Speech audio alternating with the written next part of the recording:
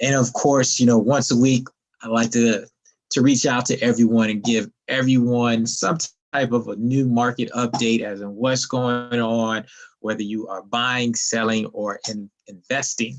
And especially if you're buying, selling, investing in the Tampa Bay area, you always want to be sure to check out realestatewithchrisbrown.com. But enough of that. Let's go ahead and get into today's topic. And today's topic is going to be the housing shortage market and giving you an update as in what is going on as of May. I know we're in June, but you got to let the previous month in before you start talking about it and what exactly is going on. So let's make sure that we chime in here and get things started. Let's see. Bear with me, and we will get this on the way for everyone. Share that, share this. All right, there we are. Housing shortage market update for May 2021. For those who are actually in the market or thinking about the market, you definitely want to be able to tune into this episode of State of the Real Estate Market with Chris Brown. And as always, I am always asking everyone to pass this word on to someone else, because if you find this information to be helpful, someone else may also find this information helpful. And if you're not in the market at this time, share it with someone else, because someone else could use this information and it'll be very helpful to them. So be sure to do that. And if this is your first time listening and tuning into this YouTube channel, be sure to click on the subscribe and also click on the notification, because what happens is when you do that, one, it makes me excited and happy to know that this information is, someone else likes this information. And then also, if you click on the notifications, you'll actually get the updates of whenever providing any type of new information, whether you're buying, selling, or investing. And that's particularly what this channel is about: buying, selling, investing in real estate. We also talk about generational wealth building. Then we also talk about different entrepreneurship things as well. Things that I'm doing, things that are pretty hot topic that's out there. Soon to come is a couple of new videos on a couple of things that I'm doing, and perhaps you guys may be interested as well. So don't forget, share this information as it may be helpful to you or someone that you may know. So what is going on in the real estate market right now? We are still experiencing what is called a seller's market. For those who don't know what the seller's market is, it's basically a market condition characterized by a shortage of goods available for sale, resulting in pricing power for the seller. Commonly applied in real estate, which we're in, when low supply meets high demand. So a lot of people have been asking me questions. Well, what is going on? The prices keep going up, and a lot of times people only see where the prices are going up. But why are the prices going up? Particularly, there is a high demand for homes, and then there's also a low supply. And depending upon what market that you're in, you may have a higher demand than others, and you may not have as much of a high demand. So I always tell everyone, be sure to refer back to your specific market. A lot of the items that I speak in reference to, I will be specific as in which market it may apply. I do speak in reference to the Tampa Bay area, as well as some of the national statistics that I may share with everyone as well. But right now, the seller's market is actually being experienced across the nation. So this isn't just something that's just happening in my backyard, but this is happening in pretty much everyone around the United States backyard, as in, hey, what's going on with the housing prices, why the price is high, there's not enough homes for sale. Yes, so keep that in mind. So if you are a buyer or even a seller, I want to share a few tips with you guys, because this is going to be important if you are buying or selling in today's market. We'll definitely discuss why you have to do this in a couple of slides above, but definitely stay tuned for that information. But if you are buying in today's market as a buyer, you want to make sure that you know your financial strength. In today's market, it's more than just qualifying for a home. It's great that you do. Don't get me wrong, because I know it's hard work to make sure that your credit is in line. You paid off a bunch of bills. You want to make sure everything's good to go to make sure that you qualify for a home. But it's more than just qualifying for a home. It's more or less, okay, if they're asking for a particular price, how much above that price can you go and still be within your comfort zone or your comfortable payment? So keep that in mind. And there's a reason for that tremendously. You have to be patient. A lot of people are purchasing homes right now, or not a lot of people purchasing homes. There's a lot of people who want to purchase a home right now.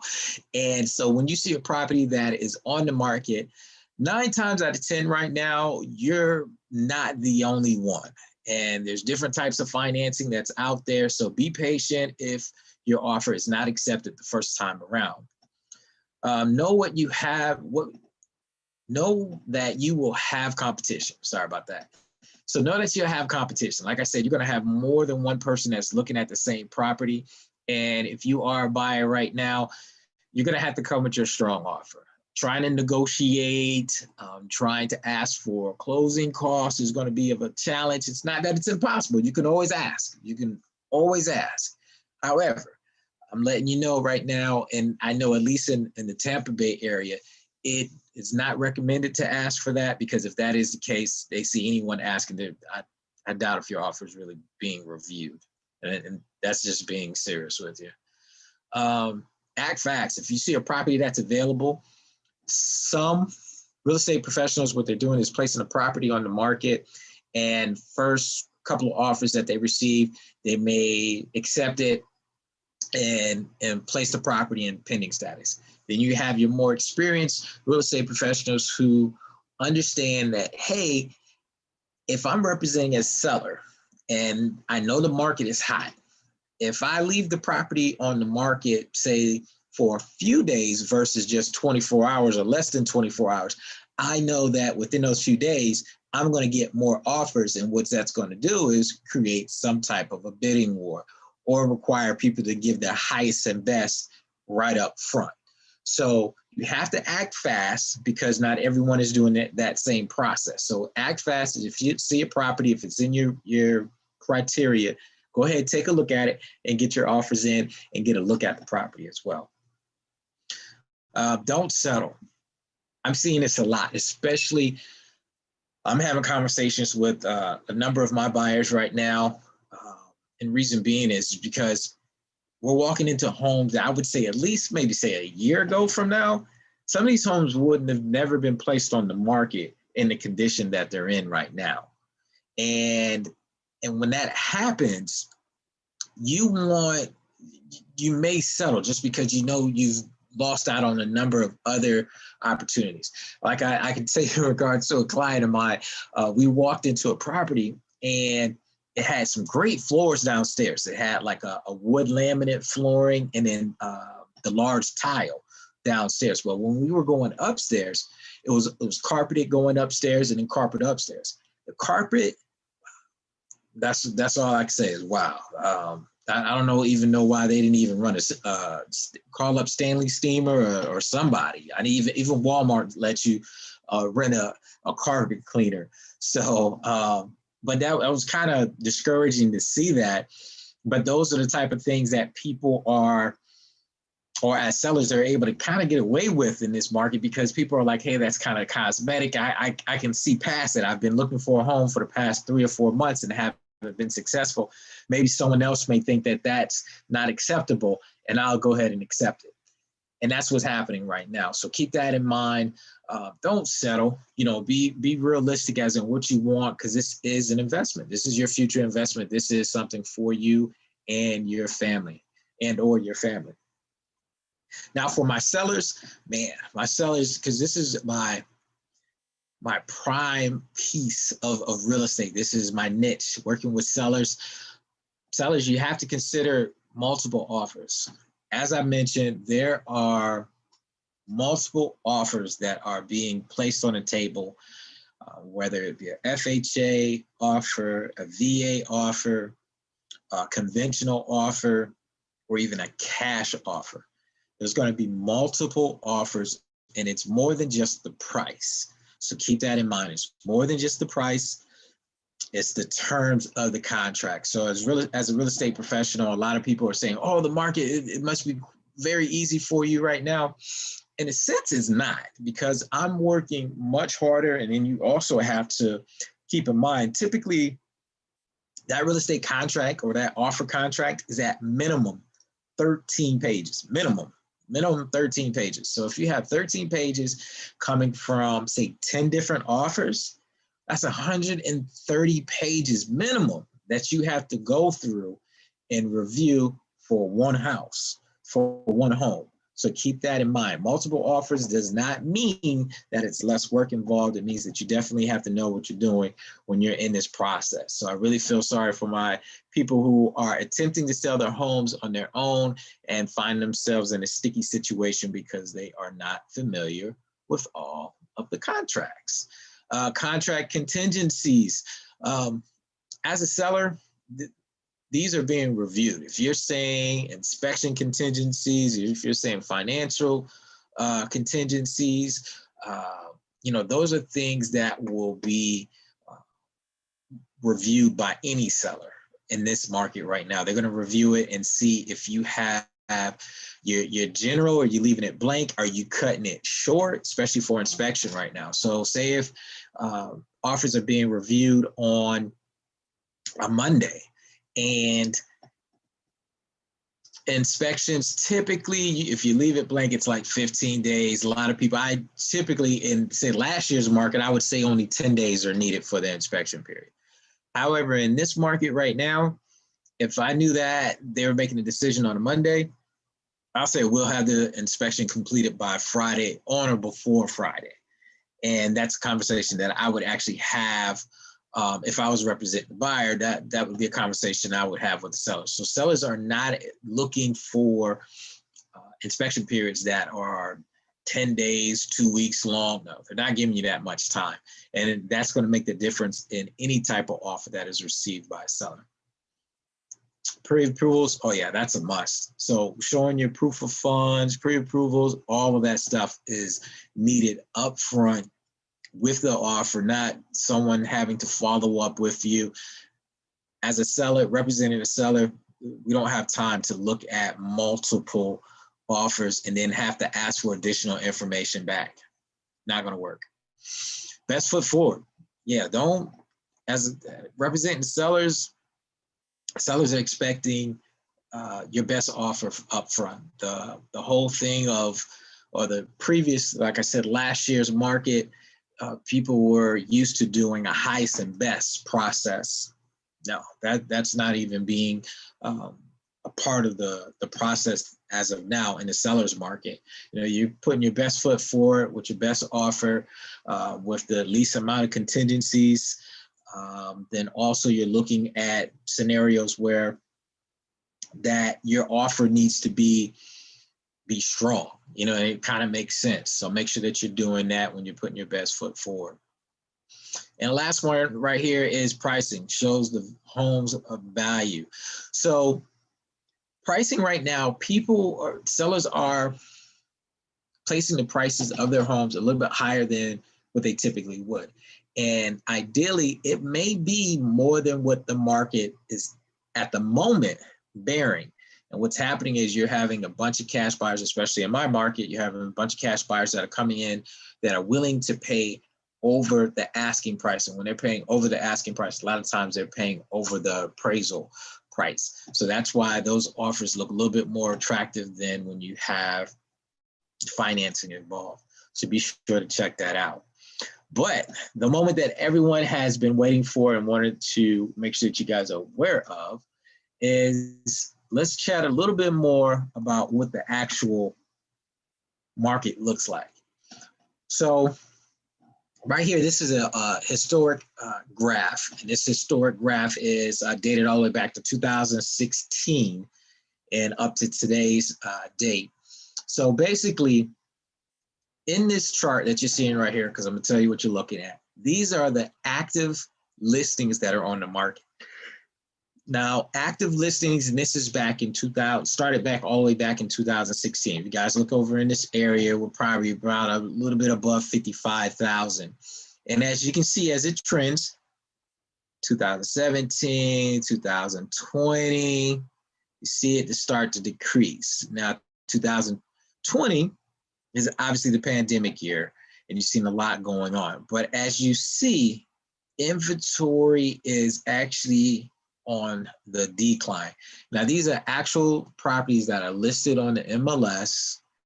And this is, like I said, this is within Tampa Bay area and surrounding area. This is my stellar MLS information. So this is what's going on in my local market. And with my local market, you can see where the inventory is continuously declining all the way up until May. Now, some people, if you understand that, that means that's the actual number of properties that are being placed on the market. So that means that's the actual number of properties that are available to people who want to buy a home. So obviously the demand is high right now, but the available homes is not. So low supply, high demand. Traditionally around the summer months after May, because a lot of the kids are out of school, traditionally the amount of sales in real estate, they actually go up. But as you guys can see, it's kind of decreasing right now. So, and the primary reason, this is the amount of listings that are on the market. So, but you also have a number of buyers that have that continuous interest. Now, on to a next chart. So I'm gonna give you actual numbers, and this may make a little bit more sense to a few folks. So in this section right here, next time I'll have to have this highlighted and circled. But this number right here represents the number of active listings, 15,786. That was for the month of May, and that's for 2021. Now, the previous month, which was April, in my area, it was at 17,683. So starting from the beginning of the year, it continuously dropped. At the beginning of the year, we were at 25,437. And then, like I said, we're at the point now where we're 10,000 less just about, okay? So how does that play in effect to why the market is the way it is? Well, it shows that the number of homes, the supply, is decreasing. Now, compared to the previous year, which is 2020, if you guys see in this section right here, this, for the month of May last year, there were over 42,000 homes available for sale. So more than double, almost triple the amount of homes were available in last year and in 2020. So you got to figure that same demand, and you figure during the pandemic, people were killing it. You know, a lot of people were buying homes during the pandemic, even though it was like a weird time for the country, but people were buying a lot of homes. So, and with that being said, you can imagine that number was at 42,000. Now we're at 15,000. So that gives you a better idea of what the market is actually doing. So low supply, demand is still there, high demand. You have other factors that are involved, such as material costs. You guys may hear about that. And that's what is spiking up the price points for a number of these homes. You have your supplies, and then you have the high demand, low supply. So keep that in mind. So right now we are still trending in a downward position for the number of homes available. But let's see what happens during the summertime, because typically, like I said, traditionally, the summertime you experience a little bit more sales. However, it's give or take because things happen. Things traditionally happen. So if this number keeps going down, the demand is still going to be there. And a lot of times what happens is a lot of people who want to sell their home, they still need to buy a home in the same market. So if they sell their home, where are they going to move to? So people want to sell, but they can't because they don't have anywhere to move to. So keep that in mind. So with that being said, that is another episode. I appreciate you guys kind of tuning in. If you are a homeowner and you are actually, it doesn't matter if you're in the Tampa Bay area or not, but if you want to short an analysis of a desktop analysis of your home's value, feel free to visit the website, showmyhomeestimate.com. You can be anywhere in the United States and be able to do that analysis of your home. It'll give you a general idea of the market activity where you are. But then, of course, if you are in the Tampa Bay area and you want a more thorough analysis of your home, you can always check out realestatewithchrisbrown.com and contact me directly. And I'll be more than happy to do a free analysis of your home, giving you the market value and letting you know what's going on. So if you are in the market of selling your home, be aware that your home will probably sell very fast. And with that being said, you need to know where you're going to move to before you place your home on the market, or have a better idea, because you may be living with your in-laws for a little bit if that is the case. So keep that in mind. But if you are thinking about selling your home, be sure to check out realestatewithchrisbrown.com. And if you are on social media, be sure to follow me. In the description of this video, there should be some additional social media platforms that I do visit quite often. And with that being said, be sure to follow me, direct message me, any questions that you guys may have. Feel free to reach out.